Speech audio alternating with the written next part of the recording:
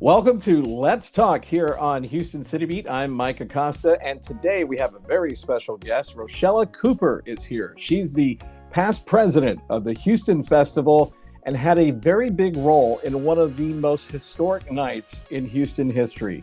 Many of you remember Rendez-Vous Houston, a laser light extravaganza. It was called a City in Concert that took place on April 5th, 1986, when French composer and musician Jean-Michel Jarre came and creating a moving canvas of lights, lasers, fireworks, and music across our downtown skyline. Rochella, it's a pleasure to have you here on Houston City Beat today. Thank you so much, Mike. I want to ask you, are you a native of Houston? No, actually, I was born in South Africa and I arrived here 62 years ago.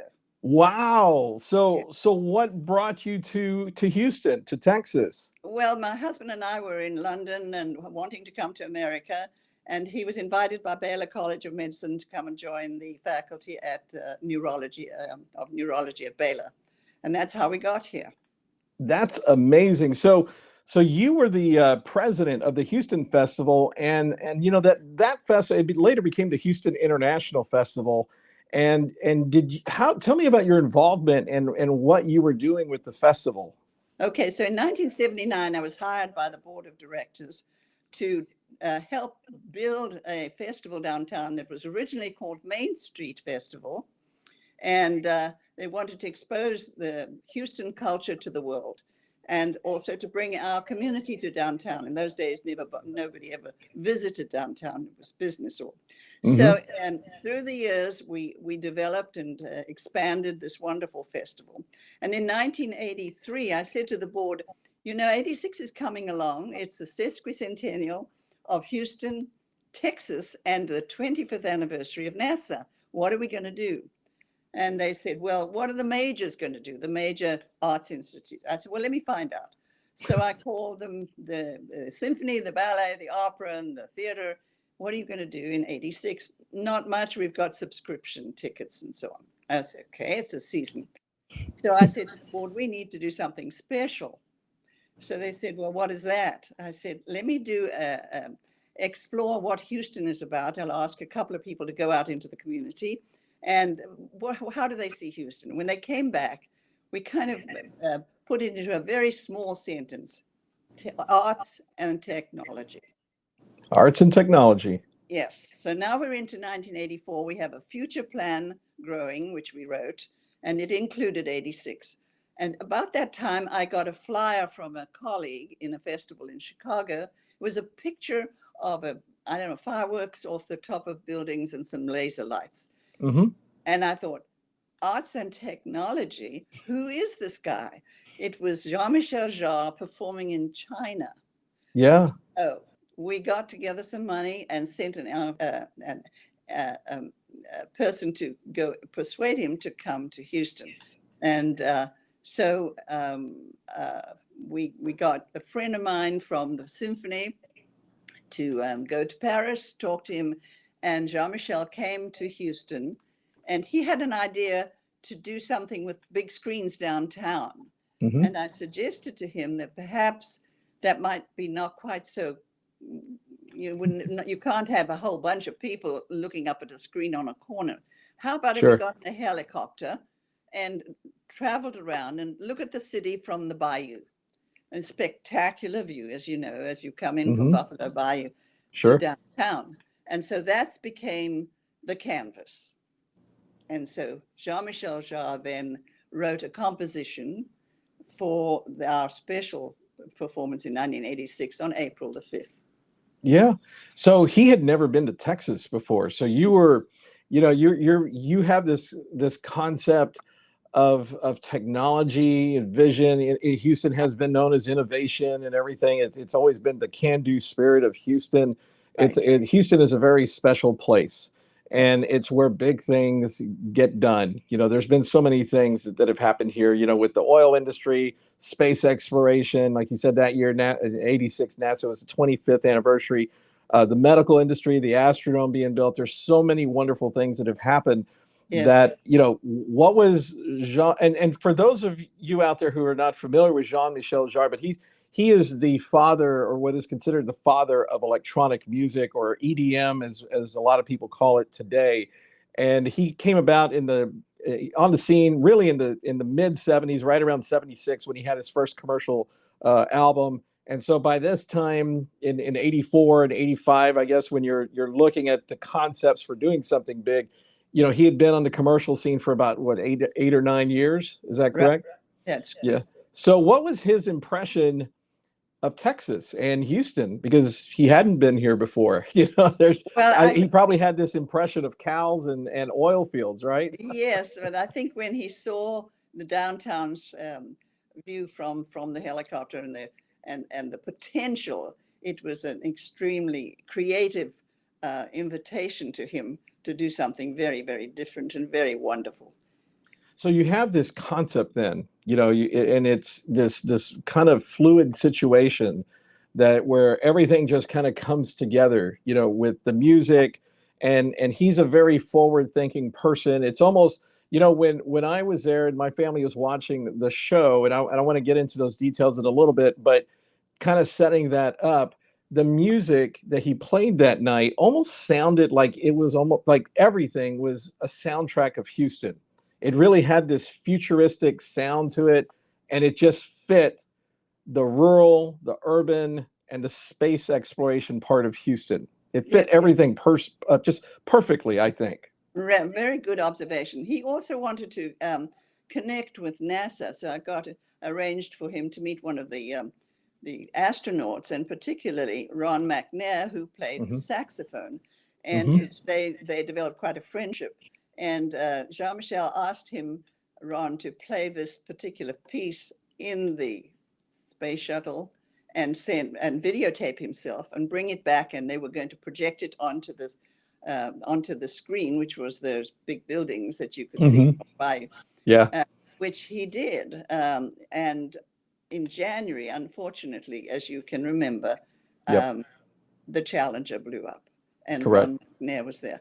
And so this now became another challenge. What are we going to do? And he came up with a wonderful idea to include what the music itself, and invite Kirk Whalen to play, who was a wonderful saxophonist. So Correct. the whole thing came together in a different way, unimagined, but so extraordinarily beautiful. It was. And I have to imagine that you're talking about a central business district. And, since 1986, there have been more skyscrapers added, but for the most part, the buildings that were there in 86, the buildings that we see today were there in 86, because a lot Yeah, of them were built in the 70s and in the early 80s.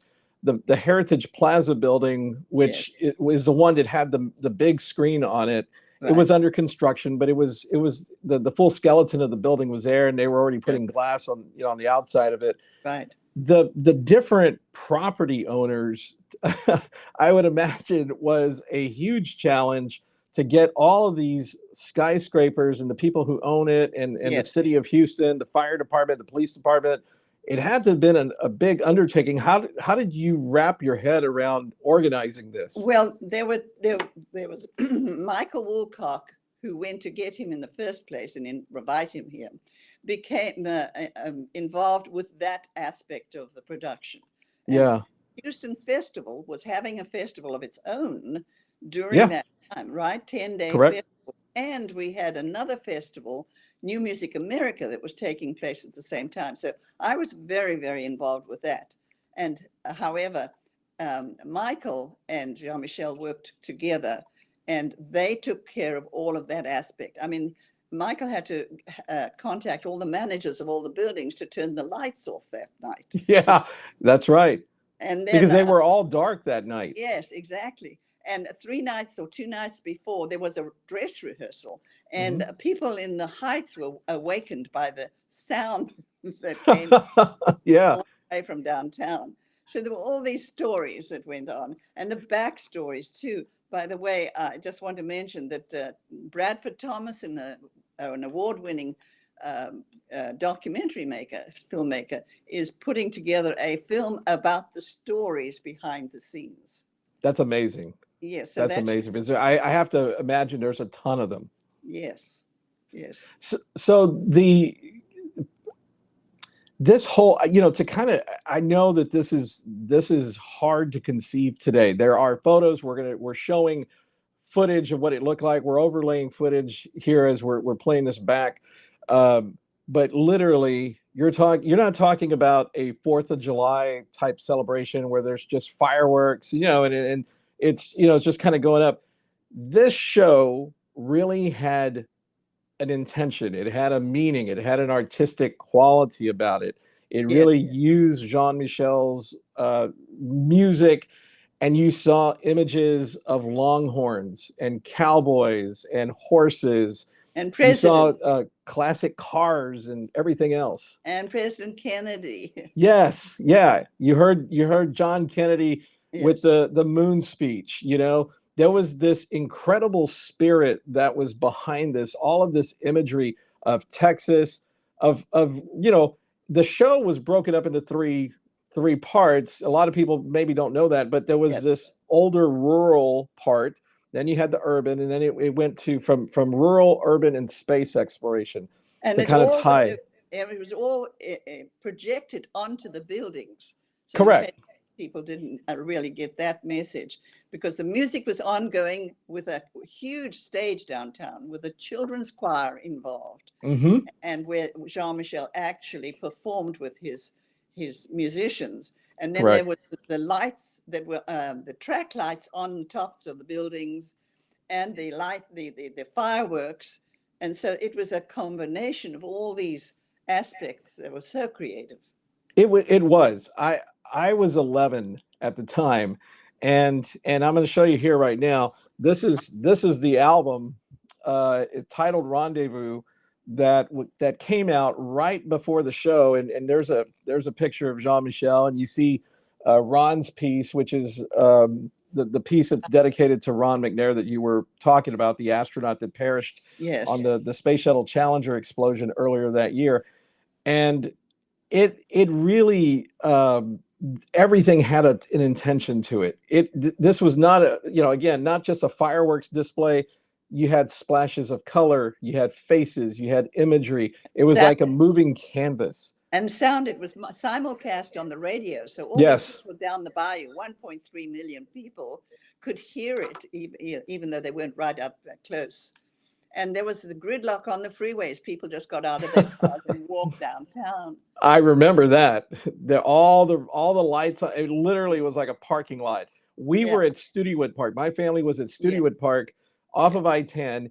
We had a wonderful view, just a perfect view of it. And I remember they were saying, to go to a park on the west side of downtown, and that's where you were going to be able to see this show.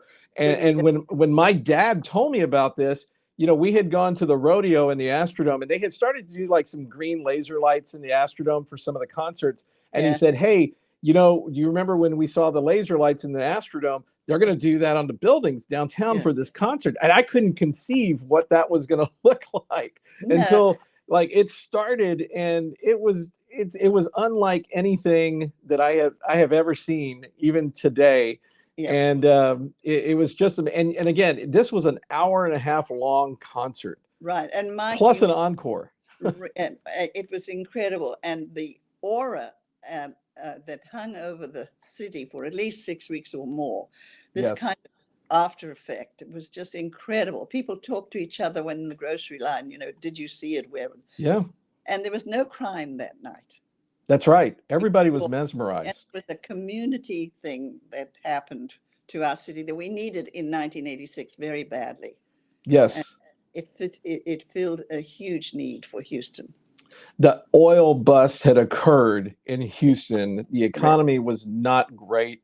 A lot of people were unemployed. And this really was a way for the city to come together and celebrate something that was spectacular with the 150th anniversary. It brought a lot of pride. I remember hearing the part, especially when you would see the image of Sam Houston on the building, or you could hear Neil Armstrong, landing on the moon and the speech that he gave, and then the John F. Kennedy thing. It was very, very Houston. You had a lot of people cheering for it. It wasn't just that they were watching a concert. You could feel that there was a community pride for Houston that had come out of this show. Yeah, and I don't think anything like it has happened since. I mean, I know No, you've done a lot of other Rendezvous presentations, but that was a particular year for us, a particular time, and our community needed to come together, and that's what happened. it did. It did. It truly did. So the night, where did you watch this show from? I was so exhausted because I was running from here to there to everywhere with all the things that were happening with the Houston Festival itself.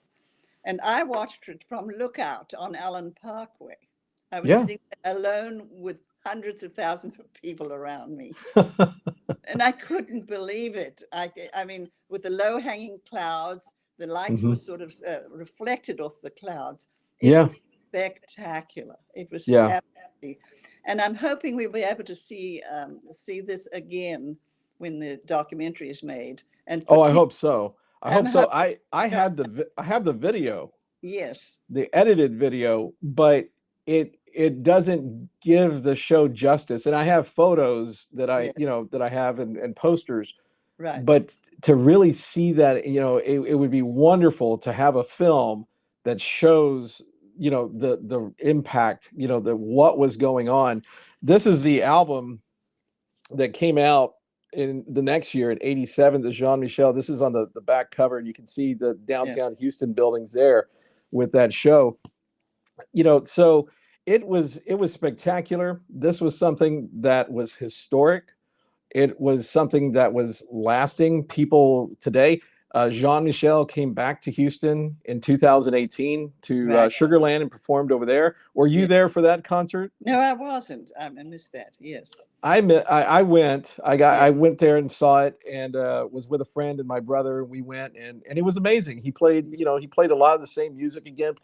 Of course, he's very active on the music scene and performing concerts in other places. And after Jean-Michel, I think when you talk about this concept of a city in concert, and you're taking the downtown skyline of a big metropolitan area, that had never really been done before. He had done some smaller things in Paris, and then there were the concerts in China that you mentioned, but never on this scale. And he went on to do shows like this in Paris at the Eiffel Tower, and in Moscow, and other big, at the pyramids in Egypt. He even put together some big shows. So this was really the launching pad for him. This was the launch, and what better city to be a launching pad than Houston, Texas, right? Space City, USA. Right. So that was just spectacular. Yeah. Any other lasting impression that you have of this show? Do you find people talking about it today? Yes, I do. And people who weren't there were hearing it from somebody else. Yeah. And so it was really quite extraordinary. It was. And I want to say thank you personally from me to you for being involved with this, for having this idea, for everything just kind of coming together at the right time and putting something together that has been unlike anything that we've seen in this city since then. It would be wonderful to see something like this again. I just don't know if there's more complications now or whatever, but I think when you have something as beautiful as an idea as this was, and for the purpose and the reasons that it came together, and everybody was willing to work together and got in the spirit of Houston. And of course, back then there was the slogan, Houston Proud, we're Houston Proud. Right. And that was a big part of this. It'd be nice to have something like that visually in this city for everybody to celebrate again. Don't hold your breath, but maybe something will happen. Maybe, yeah. But we have this, and I hope that the project that you're talking about with the film, perhaps we get that made and it can get out there and people can see it and relive it, or other people can discover it for the first time. That night, April 5th, I became a lifelong Jean-Michel Jarre fan, have his vinyls and his albums, have the digital playlist and everything. And so it's been great. I even did an art series based on on something like this, where I did my own. It was called Digital Rendezvous, and I did my own concert on the downtown building. So it's had a lasting impact. It's the single most creative thing that I've seen in my life. So I thank you for that and bringing that to the city of Houston. Thank you. With all the other volunteers and workers and people who put in lots of work and money. Of course. Well, Rochella, thanks for being on Let's Talk here on Houston City Beat, and my best wishes to you. Hope we can talk again sometime soon, perhaps about this other film. Keep pushing it along, get the word out, and thank you again for being here. Thank you so much, Mike.